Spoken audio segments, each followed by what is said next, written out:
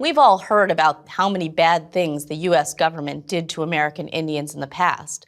But what about today? Like most people, the only time I hear about today's American Indians is when people are outraged about sports mascots or team names, like the Washington Redskins. But sports teams' names are the least of Indians' problems. Did you know that Indians have the highest rate of poverty of any racial group in America? Did you know that alcoholism is more common among Indian youths than among youths in any other ethnic group? Did you know that the rate of child abuse among Indians is twice as high as the national average?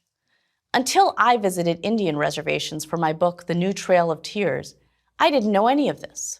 What was at the root of these terrible problems, I wondered. And the deeper I dug, the more I realized that between the 19th century and today, nothing has changed. It's still the government. The two main agencies that oversee the activities of Indians who live on reservations are the Bureau of Indian Affairs, or BIA, and the Bureau of Indian Education, or BIE. Education, economic development, tribal courts, road maintenance, agriculture, and social services. The federal government basically funds and controls all of it. It's no wonder Indians say BIA stands for Bossing Indians Around. Together, these two agencies have combined budgets of $3 billion per year and have 9,000 employees. That's one employee for every 111 Indians on a reservation.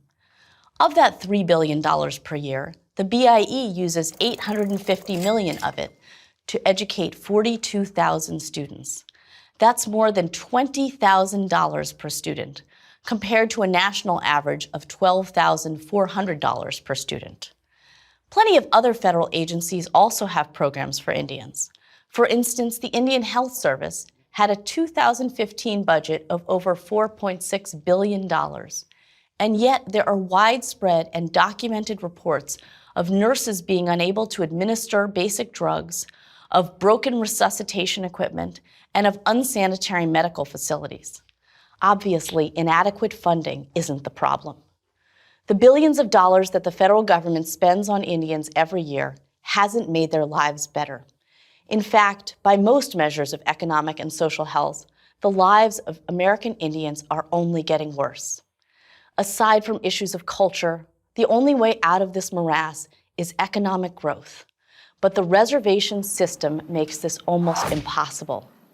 Following a series of treaties and laws over many decades, some well-intentioned, some not, the federal government decided to hold Indian land, quote, in trust, in order to prevent non-Indians from ever buying that land. But other than Indians, the only people who have things held in trust for them are children and the mentally incompetent.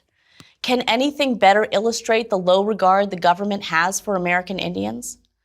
The awful consequence of this land trust is that Indians can't sell their land, which means they can't use it the same way other Americans do, for example, as collateral to get a loan to start a business.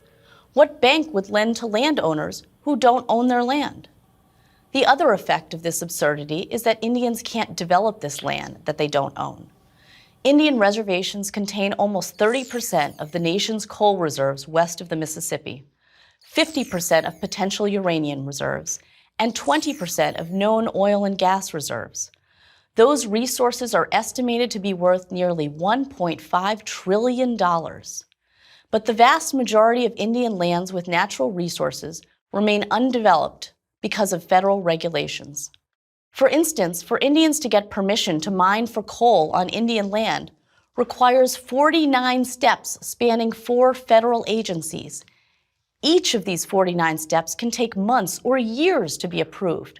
There are so many government regulations that just to apply for a permit to dig a hole cost $6,500. Is it really any wonder that this community is mired in poverty? So what can be done? For starters, end the trust system.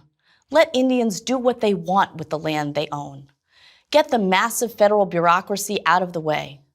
Give American Indians the opportunity to embrace the same thing that has lifted millions of other people out of poverty and into the middle class: free enterprise. It won't happen overnight, and it won't be easy, but it will do a lot more for American Indians than changing the name of the Washington Redskins. I'm Naomi Schaefer Riley for Prager University.